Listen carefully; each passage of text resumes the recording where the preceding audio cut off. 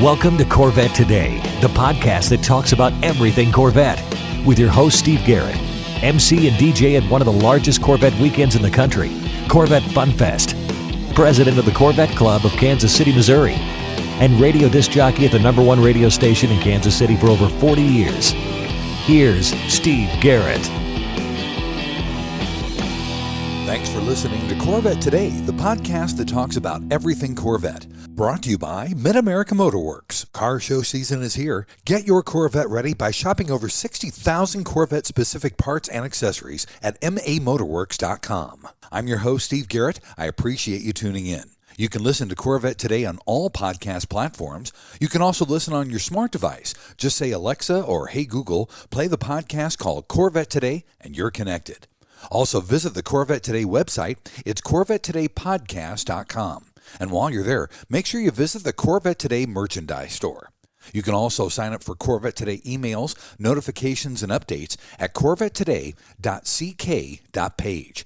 And don't forget, join the Corvette Today Facebook group. We have over 3,400 members, and I'd love to have you as a member as well. I'm also excited to tell you about the YouTube channel for Corvette Today. See your favorite Corvette Today podcasts now on YouTube. First, I'd like to thank our flagship sponsors of Corvette Today, AEROLARRI Wheels, a true forged wheel with over 20 unique design styles to choose from for your C8 and wide-body versions of the C7, C6, and C5 Corvette. It's an absurd value starting at only $19.88 for a set of 4 fully forged wheels. And now use the new promo code CT111, that's CT111, and get $100 off your purchase. Visit aerolarri.com, that's AEROLARRI.com, with the new promo code CT111 for your $100 discount. Also, MidEngineCorvetteForum.com, the forum that focuses on the new mid-engine C8 Corvette. Meet a lot of fellow Corvette enthusiasts like yourself at MidEngineCorvetteForum.com. Also, a shout out to CanadianCorvetteForum.com, welcoming Corvette owners from around the world. In this episode of Corvette Today, we're going to take a deep dive into the new LT6 engine for the C8 Z06. And who better to talk about the engine than the guys who built and designed it? It's my pleasure to welcome to the show Jordan Lee, the Global Chief Engineer for Small Block Engines at GM, and Dustin Gardner, the Assistant Chief Engineer for Small Block Engines at General Motors. Guys, welcome to Corvette Today. Thanks, Steve. We really appreciate your interest. Dustin and I are really excited to talk to you today about an engine that we're really thrilled with. It's an engine we've been working on intently for about 7 years now, and it is by far the most complex engine we've ever designed and put into a car. It makes incredible power, torque. It's really exciting and thrilling to drive. Dustin and I have driven them countless times over the years already. It's just a thrill. The LT6, I'm really glad you're very interested and want to talk more about the LT6. Absolutely. Dustin, I think you see this one way. Yeah, same thing there, Jordan. And it's really exciting for us to be able to have these conversations now after working on it, as you said, Jordan, for 7+ years. There's a lot of pent-up pride and excitement that we have, so it's fun to be able to share the nitty-gritty and all the details now that everything is public. Absolutely, guys. Well, let's start out. You engineers were inspired by the Gemini project from NASA in the 60s. I love that correlation with the 54 rockets on the engine. Tell us a little bit more about that. Yeah, so it's kind of one of those stories that kind of evolved into itself, right? It wasn't a plan to do it that way. When we start engines, especially new Corvette engines, we usually give them some kind of code name so we can talk about them a little freer. And if anything ever does get out, people don't know what Gemini is. But that name was picked because of that tie-in to NASA. Astronauts' love of Corvettes. We kind of nicknamed the engine our moonshot engine. And then also with Gemini, the twins side of that really resonates across this engine. Twin throttle bodies, twin plenums with the flat plane crank layout. It's really the engine's architected as 2 4-cylinders, the way it's balanced. Twin valve springs. There's a lot of nuances to twins around it. That name stuck with the engineers really well. We still call it a Gemini small block. And getting our production tools and everything online, everybody wanted to have that be a legacy for the engine, something that would be there forever. And that's when we started, putting these little rockets around the engine. Some big ones on the outside and cast features, and most of them are actually inside of the engine. Anywhere where we needed a directional arrow to help with assembly, we used a rocket instead of an arrow. So some of them are functional in nature, which is kind of fun as well. But it'll be the test of time. It'll be there. When people are looking at these cars, 20, 30 years from now, the Gemini story will still be there because it's going to be on the engines. Like little Easter eggs. Dustin and I, we probably should explain to you, our team, the small block team, we're really into engines. We're gearheads all the way. All love Corvette and small block engines and engines in general. And these things are our babies, and we like to give them names. And the Gemini was something that we searched for a while to come up with something that was really fitting. And knowing the past lineage of astronauts with Corvette in the late 60s and 70s when they drove Corvettes, it just seemed like it was very fitting as we came up with this new LT6 engine, which, like Dustin mentioned, was a moonshot for us. Well, guys, growing up as a baby boomer in the 60s and 70s, it's a great correlation because I loved the Gemini and Apollo projects. So this really rings true with me. It's a great, great correlation. Now, let's talk more about the engine. The engine development, just like the C7, was done with the race team and the engineers. What are the similarities between the C8R and the Z06? Well, we can tell you the similarities between the LT6R and the LT6. We're probably not the best people to ask about the car itself, so we'll have to defer that. But Steve, are you more interested in the engine details? Absolutely, guys. Go ahead. So Dustin, if you know this a little better than I do, run down to the actual hardware that is the same. Yeah, so the development of the LT6 and LT6R were kind of done in parallel. We jumped off at a similar point. We call it our beta phase. It's kind of a middle prototype stage of the engine development. And at that point in time is where the two diverged, but they started from the same place. And then they only diverged for reasons specific either to a production car or to the race car and their rule set. So if you look at the engine at a high level, the block structure, the cylinder head layout, the valve train, the fuel system, the exhaust are very similar, and some of those parts are actually common down to the part number between the two. Where the race engine is really different from the production engine in the one group that I talked about is just in the vehicle layout. Their center line of crank sits lower in their car, which drove some design changes to the bottom of the engine that were done more for packaging reasons than functional reasons. They had to relocate their oil cooler because ours is underneath the engine. They had to move it up over to the side of the engine, and then other things like that. They work under a different set of rules than we do. In the current division they race in, right, they're not allowed to have cam phasers on their engine. So the things like that are removed and optimized around a non-cam phased engine. The other thing is they have to breathe through an inlet restriction. I'll get the number wrong if I quote it, but it's on the order of 45 millimeters diameter that they have to breathe through on their adduction side. So their intake system is definitely tailored to maximize what they can do there. Then the reality is, based on that inlet restriction that they don't run as high of an engine speed or make as much power as we do. But the funny thing, those guys continue to remind me if we took the restrictor off, they could make more power. But yeah, the engines are very similar. As I said, we just diverged because production engines have a different goal than the race team does on their design. Throughout development, there's a lot of instances where they were doing their development while we were doing ours, obviously. But the parts that are common, we helped each other out a few times. They had a big event where they needed to get another engine together and they were short a fuel system. So we lent them one of our fuel systems because they're plug and play compatible between the two engines and things like that. And all through development, we sit in the same building where they run these engines. If they have a durability test that they've torn down or they get an engine back from a race because they were racing before we were in production, we would go visit their teardowns. And anything we learned on our side or on their side was cross-shared real time all throughout development. So the reality is we got a lot of road time because of the race car early on a lot of the shared systems between the two engines. That's great. Guys, let's delve into horsepower and torque. This is the highest horsepower, naturally aspirated V8 engine ever built by anyone. The engine really wakes up also, I know, I've heard it at 3,000 RPM, plus it's the highest revving engine ever built by General Motors at 8,600 RPMs. Give us a little bit more of background about that, some of the real basic specs. Well, I'll start, and I'll talk a little bit philosophically first. All of the engines we've used in Corvette for a long time now have been great high-powered engines that are suitable for the purpose they're intended for. Front-engine cars are very limited in the size in the engine compartment for an engine, and that's one of the reasons why small block has been such a great powerhouse, because it's power-dense. And it's important that the driver be able to see over the hood. And if we have too big of an engine, it detracts from the driver's usability of the car. It raises the center of gravity. It's just a bad thing. Well, along comes the mid-engine C8, and the engine's now behind the driver, and the engine compartment's quite a bit larger. So it gave us as engine engineers a lot more free ability to design an engine that maximized and optimized power, as well as some of the operating characteristics, including the things that the driver senses, like what he hears, what he feels, and of course the sound and all the senses that are tantalized when you drive a high-performance engine. So that drove us to a different architecture, the double overhead cam, which I know was one of your questions, as well as the rev range.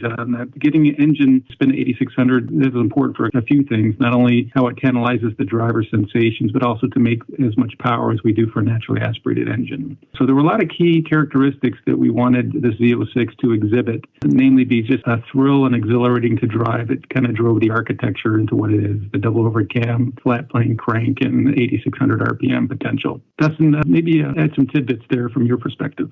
Yeah, and kind of along those same lines, Jordan. So the LT6, I don't want to say this, we knew what it needed to be, and then what was the recipe to get there, right? So we're replacing a LT4 Z06 from the previous generation that was making 650 horsepower. And knowing that we wanted to get back to the naturally aspirated roots of the Z06, you know, the true, pure, track-oriented sort of car, and the engine that goes with that, the best is a naturally aspirated V8. But we didn't want to take a step backwards in horsepower. So which pushed us to do exactly what you said, Steve. We had to break the records for the highest output naturally aspirated V8 in a production car ever in order to do that. And then it was the vehicle packaging that Jordan mentioned that enabled a configuration to get us there, that being what the LT6 is today. Now, the LT6 is a two-piece engine block as well. Is this a new concept, guys? It's not really a new concept, and actually it's not even new to GM. We did a lower crankcase engine long ago. If you remember the North Star V8? That was an aluminum block. It had an upper and a lower. We tend to optimize the design based on the needs. And for this particular engine, we wanted to make sure we had a very robust loop system and a dry sump loop system at that. And by separating all the bays and scavenging each bay individually with its own scavenge pump, it gave the car tremendous capability on the track. If the loop system falters, the engine's going to fail. And on racetrack conditions with all the high G loading, it puts a lot of stress on the loop system. We were able to do a fine job with the previous engines, with the pushrod engines that didn't have sealed bays. But for this particular engine, the LT6, we went above and beyond and sealed the bays, and that drove a lower crankcase construction. It was necessary. Very nice. Also, guys, talk about how the parts were made, because I know it's done with precision sandcast. Isn't that correct? Yeah, correct. The blocks are, and the LCC are precision sandcast components out of a 319 aluminum alloy. The other interesting thing is the block is the enabler for the loop system, as Jordan described. And integrated in the block are all these scavenge passages, and we call them cores when you kind of build the core box before the aluminum is poured into it. And given the complexity of it is the upper block has 22 separate core pieces, and the LCC has 25. So you almost have 47 different precision sandcast pieces that get assembled together to pour one cylinder block. Very cool. Also, guys, let's talk about the differences, the basic differences between the LT6 Z06 engine and the LT2 engine in the C8 Stingray. Well, both Dustin and I will add in here, they're completely different. They are unique animals all unto themselves, but they do share a common DNA factor, the bore centers. That's the spacing between cylinder bores. It's 4.4 inches, which has become kind of an interesting folklore, historic DNA of a small block engine. So the LT6 carries that forward. But there are no parts that are similar. They're very unique and very different. And they're unique and different because of the application and the requirements needed for power and torque and the other things that we mentioned earlier. Dustin, maybe you can add some more detail there also. Is there any common parts at all? There's a couple common parts, but I wouldn't say they're common to make the engines common, right? I think the crank seals are common, and then the throttle body is a common throttle body. However, we have two of them versus one. The second, Jordan's comments, right? We weren't designing the LT6 to be modular in any way with the current LT2. The mission of the Z06 LT6 engine was so different that it drove a complete departure from what we would do, in the footprint of an LT2 Gen 5 small block. It's interesting when you look at the differences between the Gen 4 and the Gen 5, so LS3 to LT1. There weren't any common parts either. I think, if I remember correctly, the starter bolts, the bolts that held the starter in place, and the piston ring circlips were the only common parts between the engines. Wow. Architecturally, they're very similar, both pushrod designs. Every time we do a new generation, it generates typically all new parts. The LT6 architecturally is different, so visually it's very easy to see, wow, that's a very different engine. For sure. Guys, let's take our first break, and when we come back in segment number 2, we're going to talk more about the Z06 LT6 engine. I've got Jordan Lee, the Global Chief Engineer for Small Block Engines at GM, and also Dustin Gardner, the Assistant Chief Engineer of Small Block Engines, here on Corvette Today. The Radiator Grill Store offers protection for your C8's front radiators and side intakes. They also carry front strut tower covers to prevent rusting and pooling water, all with do-it-yourself installation. Get 10% off your total purchase with promo code CT10. See the full line of products at radiatorgrillstore.com. Mid-America Motorworks has been the industry leader and aftermarket supplier and manufacturer of Corvette replacement parts and accessories since 1974. We have what you need for all years and generations of Corvette. Whether you need a door panel or seat cover for your C1 Corvette, or the latest shirt, jacket, hat, or lifestyle accessory to complement your new C8, you can get it at Mid-America Motorworks. So if you're restoring, repairing, replacing, or simply researching your Corvette, Mid-America Motorworks is the place to go. Visit our website at mamotorworks.com and shop Corvettes by generation or specific year. Or call us Monday through Saturday, toll-free at 800-500-1500 and talk to one of our Corvette experts to help you get the right part or accessory. Pursue your passion with Mid-America Motorworks. VetteFinders.com is the Internet's original Corvette classified ads website, with classified ads starting at just $25, and every ad runs until your Corvette is sold. If you're in the market for a Corvette, VetteFinders.com has over 500 Corvettes for sale from all around the USA and Canada, and covering all 8 generations. Visit VetteFinders.com, the Internet's destination for buying and selling Corvettes. That's VETTE Finders.com. This is the Corvette Today podcast with Steve Garrett. Hey, thanks for listening to Corvette Today, the podcast that talks about everything Corvette. Brought to you by Mid-America Motorworks. Car show season is here. Get your Corvette ready by shopping over 60,000 Corvette-specific parts and accessories at mamotorworks.com. I'm your host, Steve Garrett. With me today are Jordan Lee, the Global Chief Engineer of Small Block Engines, General Motors, and Dustin Gardner, the Assistant Chief Engineer for Small Block Engines. In this second segment, we're going to still take our deep dive into the Z06 engine for the LT6. Guys, with the flat plane crank engine, how does that affect the dry sump? Well, I don't think it does, actually, Steve. The dry sump would work equally as well if it was a cross-plane crank or a flat-plane crank. The mysteries behind the flat plane, what's been talked about a lot, really has to do with volumetric efficiency and making sure that the engine breathes air as well as possible. An engine is effectively an air pump, and the better it pumps air, the more power it's going to make. So flat plane, not only it gives you that unique audible characteristic, which is different sounding to the ear, more Ferrari-like, even though LT6 is uniquely Corvette with its own deep bass flat plane crank type of a sound. The flat plane allows us to do a better job of tuning the intake and the exhaust so that we fill the cylinders more efficiently at high RPM to make more power. That's the primary reason why it was chosen. It didn't have anything to do with the dry sump. Also, guys, obviously one of the biggest differences is this flat plane crank. Talk about the differences between the flat plane crankshaft and a normal crankshaft, along with its benefits. So, Steve, the big difference there is obviously it's flat plane versus cross plane when you say conventional, which is what we're used to in Corvettes or like the LT2 is in the base Stingray. So when you shift the pins from being at every 90 degrees to just in 2 planes at 180 degrees apart, you need much less counterweighting. So what that enables is a lighter crankshaft. The LT6's crankshaft is about 33% lighter than an LT2's. So what that then enables you is to get some more of the character we're looking for out of this engine. So when you make the parts that are rotating the fastest, that you need to accelerate the fastest lighter, the engine wants to respond much quicker in the rev range. And on a neutral rev or even a first gear run up on this engine, you can feel the lightness that's in the crank train on this engine from the flat plane crank V8. It wants to accelerate in speed with a ferociousness that I have not experienced before, which is really part of the character and the excitement around the engine.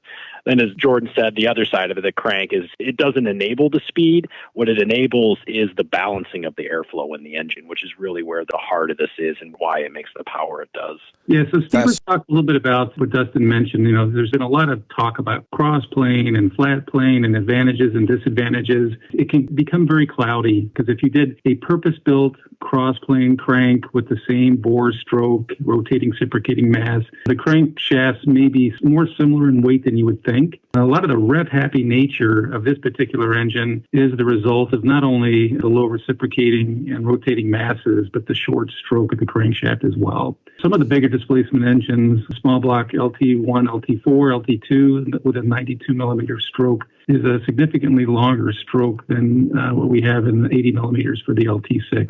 Short stroke engines rev very quickly, and it's a unique characteristic, and the flat plane crank just tends to complement that. But for your listeners, the main benefit by far is the improvement in volumetric efficiency that a flat plane crank gives you, and that's why we chose it. That makes sense. That's great. Guys, talk about the pistons in the LT6 engine versus previous Corvette engines, because I know there's a lot of difference in there. I'll talk a little bit about the visual aspect, and then Dustin can talk about more the engineering. The piston and the rods, they're simply beautiful. I think they ought to be delivered to the engine build line in velvet lined boxes. They're so pretty. I have one on my desk now, and I have some connecting rods, and they're just beautiful to look at and to hold. The rod's titanium. It has the most elegant machined cap bolts for the rod cap. The piston made by CP Carrillo, the rod's by Pankel. For those in the know, those suppliers, they're one and the same. The one's the parent company, Pankel. They make engine components for Formula One engines and a lot of other exotics. So they're really great at their craft, and the hardware are jewel-like. So Dustin, maybe you can talk a little about some of the design decisions. Yeah, to start with the rod, obviously everything in this engine that's moving is about weight, as light as possible. And the connecting rod is definitely a big part of that, being one of the parts in the engine that's moving the fastest. Obviously, something you have to balance with a flat plane engine of this size is the shaking forces from the fact that your firing order is balanced bank to bank. The pistons are really where that energy is coming from in the reciprocating part of the engine. So getting the rods lighter, it goes a long way in managing the vibrations, which is why we did go as light as we did with these titanium rods. And in fact, they're even 20% lighter than the previous tie rod we did in the LS7. So we're lighter than our older tie rods, not to mention we're over 40% lighter than if you compare it back to like an LT4 rod. And second, Jordan's comments that they look like jewelry when you look at the raw part. And kind of the same thing with the piston, right? It's a very high-strength forged piston that we start with. It's got a very low skirt on it, once again, to enable low-mass, high-speed operation that this engine enables. That's so cool. That is really nice. Also, you brought back the dual overhead cam. Talk a little bit about that and the push rods. All right, so I'll start with the easy part. There are no push rods in the LT6. Push rod architecture is the different small blocks that we have in the LT2, for example. But some of the things I mentioned earlier, a lot of it has to do with the amount of space and the size requirements for the engine. And in the C7, the front engine car, we wanted to make sure that the engine was as low in profile as possible for driver visibility, and also to keep the engine low to the ground for low center of gravity. And push rods are great for that. It gives you an engine architecture that is extremely compact and small in dimensions, but makes a ton of power and a ton of torque. But two valves do have its limitations. Ideally, you want to get as much air in the cylinder as possible to make power. And four valves is always going to be better than two valves. You're just going to get more airflow area across the valves and be able to make more power as a result than naturally aspirated engines. And that led the way to the double overhead cam, which is a much more effective design for a four-valve. You'd never do a four-valve push rod, especially for a high-speed engine. It just doesn't work well. So, Dustin, maybe if you wouldn't mind, talk a little about what drove the design choices in the LT6, not only the double overhead cam, but also the components that we use. Yeah, so second, Jordan's comments there, it's at the end of the day, I'll say this again and again with this engine, it's all about breathing, airflow, the volumetric efficiency of getting the air into the engine. And the valve train is a big part of that. So it needs to support both the high airflow, which we get from the 4-valve configuration versus a 2. It also needs to enable the high engine speed. The valve train on this engine is very unique and very race car inspired. We have dual valve springs per valve, an inner and an outer, to enable the high engine speed. Also, it's a direct acting mechanical valve train with a mechanical finger follower. So there's no hydraulic components to the valve train. So it's a very rigid, lightweight valve train, which goes back to all the other kind of points we've commented on of light and responsive. Like ice cream, there are a lot of different flavors, and not one flavor is better than another. The small block Gen 5s are remarkable engines in their own right and accomplish their tasks better than no other, we think. And likewise, the small block Gemini is unique, and it accomplishes its tasks also equally as well, but it's just a different task. Guys, did this new engine create any issues with oil or oil coolers? Well, in 2 words, heck yeah. So, you make a lot of power, you make a lot of heat, and it's tough to cool it. So, Dustin, I know you work these details excruciatingly well over the last few years, so maybe give some tidbits. Yeah, and I wouldn't say it created issues, but it definitely was a design challenge from the beginning. We knew this engine's capability, both from power and speed, the heat rejection requirements were going to be significant. The other thing to support an engine of this nature is you really want to make sure your oil is consistently cool, even on the hottest track days. So it was done in unison with the vehicle team to enable that to happen. As you guys have seen, they added additional radiators for the Z06 as compared to the base Stingray. Right. And on this engine, we have a dedicated secondary radiator just for the engine oil.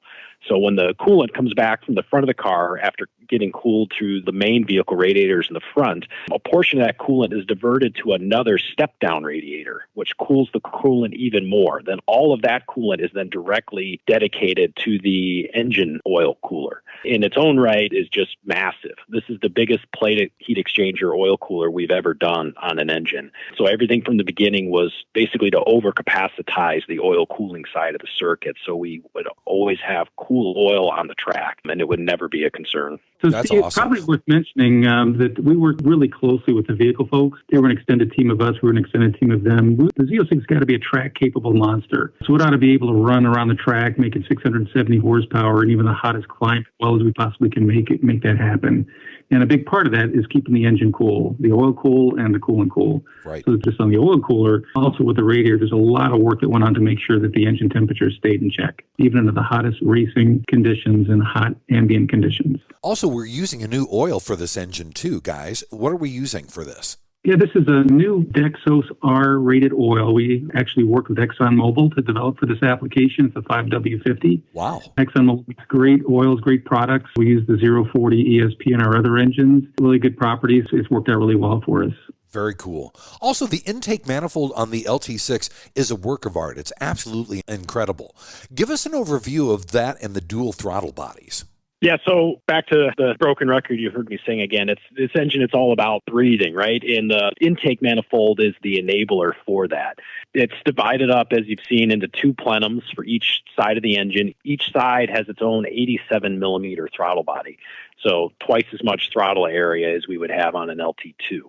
And then within each of the plenums on each side, there are individual trumpets. You can call them velocity stacks if, we're going to go way back in the day. Right. But that's exactly how they work. And it's all about tuning the air at high speed. And then joining the 2 intake manifolds, we have 3 other tuning valves. They call them communicator valves. Once again, goes back to that tuning. So when you tune something, and Jordan's probably going to dive into that with the Helmholtz, it's a narrow frequency at which a system will tune at. So that meaning being a narrow RPM band. But what the tuning valves in the middle allows us to do is to change the volume and the way the pressure waves act on each other in the intake as a function of engine speed. And effectively, we can broaden out the range at which the intake manifold wants to tune up and achieve volumetric efficiencies greater than 1. So if you think about that at speed, you getting more air into the cylinder than is currently at atmospheric pressure. Kind of want to call it boost, even though it's not, but it's just through the tuning of that is where all the magic is. The engine is 5.5 liters, so in an ideal sense, each cycle it'll ingest 5.5 liters of air. With this very creative intake manifold and tuning and attention to detail, we've achieved 110% volumetric efficiency, which means the engine actually ingests 6 liters of air for every cycle instead of just 5.5. So effectively, we're mildly supercharging it a bit with the intake tuning. That's why the intake is so remarkable in the way it does what it does. It really is. I've seen the cutaway version at the Peterson Automotive Museum, and the trumpets, the velocity stacks, plus the 2 plenums there. It was so cool. It was just great to see. I'm not an engineering type, but I love all the technicality and the details of it.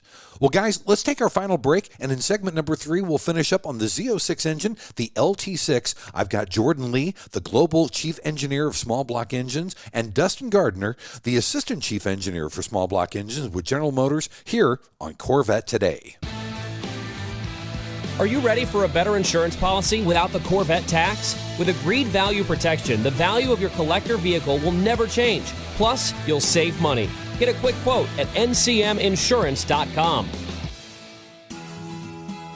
Stretch the life of your Corvette's paint with NovaStretch Performance Protective Covers.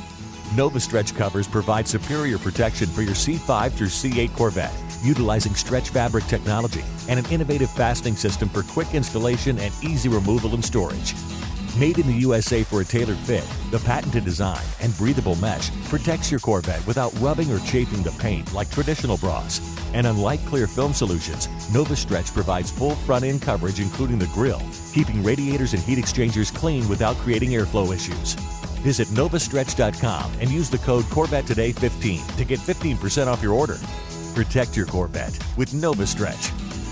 Hey, honey, are you awake? I am now. I can't sleep. Since turning 50, I keep dreaming of a red door and a blue door, somehow knowing there are only choices for retirement. Okay. Through the red door, we outlive our money. We have to rely on our kids. We're stuck on a fixed income. It's terrifying. Yeah, that would suck. But through the blue door, our money outlives us. We retire on our terms. Our kids stay our kids, not our caretakers. We make work optional. Yes, that's much better. That's what I want too. But what do we do? We call True Wealth & Company at 913-653-8783. They specialize in helping successful people make work optional. They're our fiduciary Blue Door personal wealth managers. Hey, where are you going? It's 3 a.m. I can't sleep. I'm going to check out True Wealth & Company online at retirewithtrue.com. That Blue Door is going to be our retirement. 913-653-8783. Visit us online at retirewithtrue.com. Investment advice offered through True Wealth & Company, LLC, a registered investment advisor in the state of Kansas. American Hydrocarbon is your one-stop shop for custom interior, exterior, and engine bay items for your C4 through C8 Corvette. We can help you create a custom look for your Corvette with carbon fiber or 10 different color patterns and styles. Whether it's a custom-made engine cover for your new C8 mid-engine Corvette or custom-made C4 interior upgrades, American Hydrocarbon can help you transform your Corvette into a best-in-class show car. And now we're proud to announce that we can produce and distribute officially licensed GM products for the C8 Corvette. That includes the front splitter, side skirts, engine appearance panels, and engine fluid caps. Plus, we now also carry the C8 Speedline side skirts along with the engine appearance package and high wing. Our products have been featured in Vette and Corvette magazines. Give us a call, 813-476-5638. Visit our updated website at AmericanHydrocarbon.com or email us at pat@AmericanHydrocarbon.com. Let us help you make your Corvette the car you've always wanted it to be. American Hydrocarbon. And now, back to Corvette Today with your host and my husband, Steve Garrett. Hey, thanks once again for listening to Corvette Today, the podcast that talks about everything Corvette, brought to you by Mid-America MotorWorks. Car show season is here. Get your Corvette ready by shopping over 60,000 Corvette-specific parts and accessories at mamotorworks.com.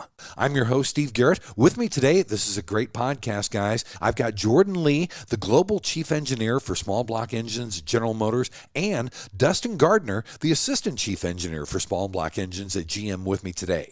And in this third and final segment, we're going to talk more about a deep dive on the LT6 Z06 engine for the C8. Guys, the engineering team had a creative issue with the engine sound. And I know this engine sounds very Ferrari-like. I know that you weren't happy with the way that the C8 LT2 engine sounded. How did you get around that engine conundrum? As we mentioned earlier, one of the things I think is really unique about Corvette is the way it analyzes all your senses. So for us, working with Taj and his team, what you see, what you feel, what you hear is so important to the driver experience. The mid-engine, oddly enough, it makes it more difficult to get some of the glorious engine noises inside the passenger compartment, where the C7 didn't have that problem at all with the engine in front of you. But with the engine behind you in the C8 with the LT2 was a little subdued, so there was quite a bit of work by the vehicle NVH engineers to try and bring some of that glorious sound back inside. We did not want to miss the opportunity to do the same thing with the LT6 because the engine makes its own glorious sounds. Flat plane cranks do have a unique characteristic. We've fondly referred to it as a picket fence type of sound, where it's very staccato. But there was a lot of work done on changing the frequencies and the tone, bringing out some more bass tones, more pleasing tones to make it a hair-raising, thrilling experience to the driver when he rips off those 8,600 RPM shifts. A really talented team of engineers, Mike Bailey, Roger Barlow, NVH engineers on Tadge's team, came up with some unique solutions to try and get more of the exhaust sound inside the passenger compartment. And I think they talked quite a bit about the quad tip center exhaust in our technical immersion deep dive that we had a few weeks ago. But suffice to say, there was an enormous amount of engineering work to get the right sound inside the passenger compartment. So it sounded great when you drove it. Guys, is there a lot of restriction with the LT6? I know that the engine sound, obviously, inside and outside the car is really important. And I know they had to get creative because the tailpipes and the bezels are not connected to the engine itself. Yeah, I'm going to probably defer a little bit to Dustin, but suffice to say that Bailey and Barlow, they came up with this unique parabolic reflector that does not attach directly to the exhaust tip itself, but it's pretty unique in the way it reflects exhaust noise back into the car. So, Dustin, I don't know if you know any more details on how that works. I guess from a high level, the two things you're touching on there. One is the restriction level. To touch on that first, right? This has a continuously variable valves in the exhaust. So when you're looking for peak performance and peak power, the restriction of the exhaust system is very low. That on the decoupled exhaust tips, that I think they've been referred to as a reverse megaphone in some of the other places we've had it. So by having that decoupled from where the exhaust and the noise source is, works just like that. Those sound waves bounce off the parabolic on the ID of those tips to throw that sound back forward. As Jordan talked at length about so much of this Corvette in general, but what we wanted with the LT6 was that connection to the machine, the specialness of the engine, and getting that auditory sound to the driver. It just adds to the emotional experience that this car is. It really does, and it sounds fantastic. When I heard the car there at the Peterson Automotive Museum, it sounded phenomenal. Guys, let's talk again about the benefits of the flat plane crank, because I know we talked about the oil, the engine keeps cool with the secondary cooler for the engine oil. Talk about the basic benefits of this flat plane crank engine. It's kind of a summary of what we've been touching on, right? So what the flat plane at the end of the day really gives us is the balanced breathing. It gets your firing order. You go from one bank to the other bank in a very even manner versus where you have a cross plane crank like you do on an LT2, right? You'll have two firing events on one side of the engine at periods in the firing order. That even firing order allows all the breathing, all the tuning we talked about with the intake manifold.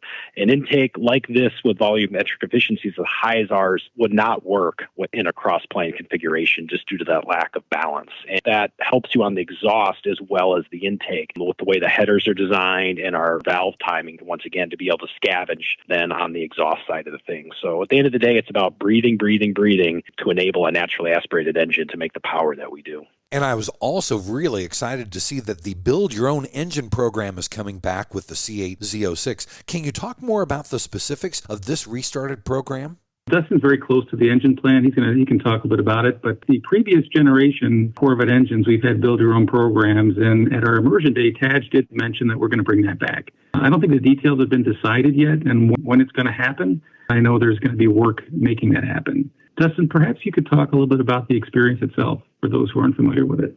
While we haven't divulged everything around it, it is coming back, and it will be, I guess, similar to what it has been in the past, where you'll have a dedicated builder to work with you throughout the day to build your engine. And to me, it's always neat being there where we make the engines, right? It's right there in Bowling Green. The Performance Build Center, the PBC as we call it, as windows. So while you're there working on an engine, you can look out the window and there's Corvettes going down the assembly lines. It makes it for a very special experience and special place. And I know there's going to be more details and timing and stuff like that coming out at a later date around Build Your Own when we're going to be ready to turn that on. I thought that was so fantastic, but boy, I'll tell you what, I don't want to screw up my engine when I go to build it, especially on a Z06. Yeah, the good thing is the engine builders that we have down there, they're so skilled and meticulous. They won't let you make a mistake, even though you're doing it. You'll be well supervised. And with a lot of the warranty, you get the same warranty regardless. Oh, that's good. That's good to know. That's fantastic. Guys, I was also amazed to find out that the secret of the Z06 torque comes from a 200-year-old German physicist. Talk about the Helmholtz resonance and how it was used with the LT6. Oh, okay. So we're back to Helmholtz resonance. Okay, so the easiest way to describe this Helmholtz resonance effect is if you can imagine a spring mass system. I don't want to get too technical here, but say you got a little bit of a mass on a spring and it's attached to another mass in a spring, and the masses are vibrating on these springs back and forth. Air is just like that in a manifold. Air is elastic. And you can envision as the piston's going down the cylinder, ingesting air. You're moving air into the cylinder. The valves close. Now the air bounces back and forth. Well, as the air is bouncing back and forth in the manifold, we can harness the tuning of it by changing the volumes and the diameters of the runners and the volumes of the plenum to make sure that it's bouncing at the right time, at the right engine speed, to actually push more air in the cylinder than normally would fit in that cylinder.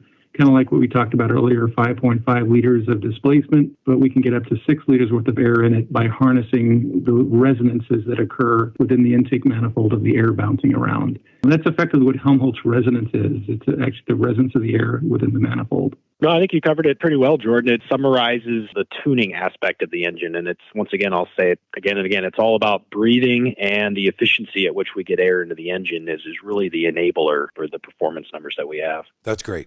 Well, guys, thank you so much for taking time to be on Corvette Today. It's Jordan Lee, the Global Chief Engineer of Small Block Engines at General Motors, along with Dustin Gardner, the Assistant Chief Engineer for Small Block Engines. Guys, thanks again for everything.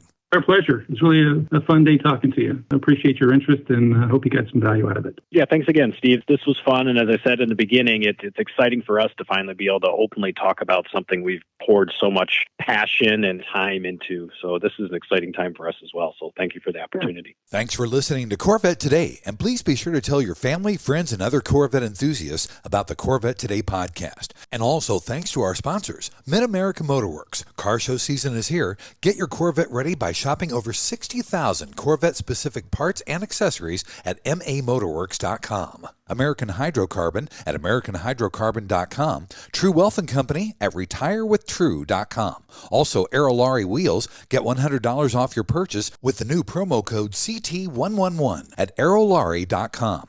Also, Nova Stretch Bras. Use the code Corvette Today 15 and get 15% off your total purchase at novastretch.com. You've been listening to Corvette Today with Steve Garrett. If you'd like to contact Steve with any thoughts on the podcast or ideas for guests on Corvette Today, you can email him at stevegarrettdj@gmail.com. That's stevegarrettdj@gmail.com. Garrett has 2 R's and 2 T's. Or connect with Steve on social media on Facebook, Twitter, or Instagram using @SteveGarrettDJ. Thanks again for listening to Corvette Today.